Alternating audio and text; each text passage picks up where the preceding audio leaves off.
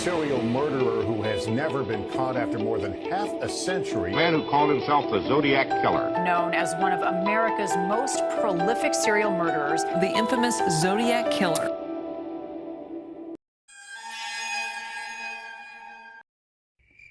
It was a cold, late evening, near midnight, not a worry in sight as you stared upon the stars in your lightly heated car. You and your girlfriend stare upon each other's eyes only for you to witness on her side mirror a car pulling up behind you. You tell her not to worry and continue staring at the beautiful stars with her until a statured man comes to her side window. And before you can react, both of you have been shot twice in the head and the neck. That was one of the gruesome murders of the Zodiac Killer, and only the man managed to hang on to life by a threat to tell the tale of what happened and how the killer supposedly looked like. Despite having witnessed your girlfriend killed and told the police what he looked like, he is still one of the most mysterious and unknown serial murders to date. Today we talk about the Zodiac Killer. The man police never caught. The killer who spread terror across the country. And the guy who still puzzles professionals today. We're here with William, Sammy, and Asher on episode 1 of Encryption. The Zodiac Killer was responsible for the death of 5 confirmed individuals in the late 1960s near the San Francisco Bay. His mystery is still largely unsolved even to this day, with many people claiming to know who he is. He attempted murder on 4 different accounts. The first accounted murder was the killing of 2 young adults in Lake Herman. The second known murder was on July 4th and was another attempted murder on a young couple in Blue Lock Springs. He reported the crime shortly after he killed them, and one managed to live the encounter. His third attempted murder was another young couple who were in college at Lake Berryessa. His last known murder by the Zodiac Killer was at Presidio Heights, where he killed a single man. Despite the known killings by the Zodiac, all people have to find out who he is are a few drawing descriptions and his encrypted messages he sent to the police. He sent multiple letters and 4 encrypted messages to the city police, and only 2 of them have been solved as of today. No one knows who he really was, and he was never caught in his lifetime. One code was cracked around the time of his murders, and the second was never decoded until 51 years later.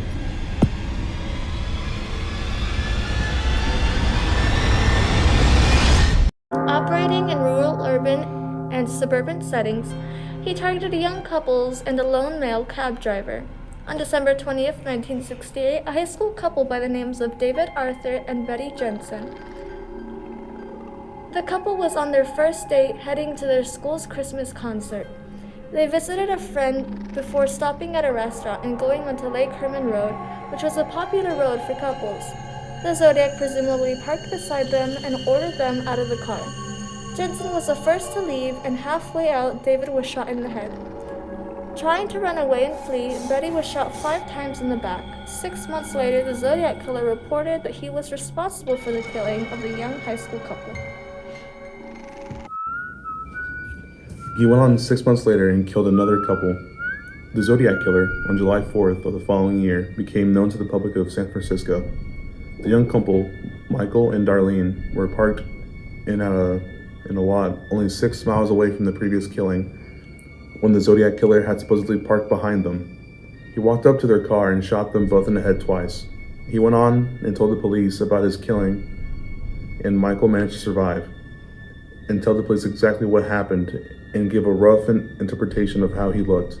Even with the new information, the police could never find this killer, who continued his spree. Later that year, in September, he went after another young couple. He made them tie each other up and stabbed them in the chest 10 times. He again reported the crime at a nearby farm and took them on a 500-yard hike and put them in a car. A father and his son fishing heard their pleas for help and called the police. The police arrived on the scene, and one managed to survive.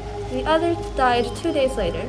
As you can tell by the course of known events, the Zodiac Killer seemed to go after young couples, but that changed with his very last killing. On October 11th, he got in a taxi, and the Zodiac requested to be driven around the neighborhood. Knowing it was an odd request, he went through anyway. Only a block into the trip, the Zodiac Killer shot him in the head, killing him. A group of teenagers, however, witnessed the event and had reported to the police, describing the killer himself and everything that transpired. Even with that information, the sketch of his face from before, the fingerprints he left on cell phones, and much more, police to this day have no idea who he really was. One of his other biggest mysteries, however, are his encryptions. Not much is known about these encryptions, but the 4 encrypted messages sent by the Zodiac, only 2 have actually been solved. The first one was solved in 1969 by 2 people, Donald and Betty Hardin. We will mention that the Zodiac is very graphic in these messages, so a small warning here. But the first one goes as follows. I like killing people because it is so much fun.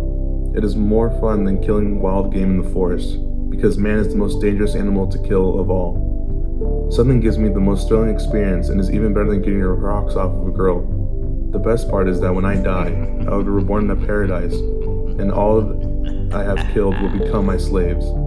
I will not give you my name because you will try to slow down or atop my collection of slaves for my afterlife. As you can tell, the Zodiac loved his killings, and another encryption was encoded only 2 years ago in 2020 by experts attempting to solve these mysteries. No one understands the mind of the Zodiac, nor can even professionals. Who knows when the next one will be decoded, but as soon as it is, we'll be here to discuss it. The Zodiac Killer's mysterious nature and psychotic mind have been studied for years, and here on Encryption, we plan to get as many people involved in the helping of solving these murders entirely.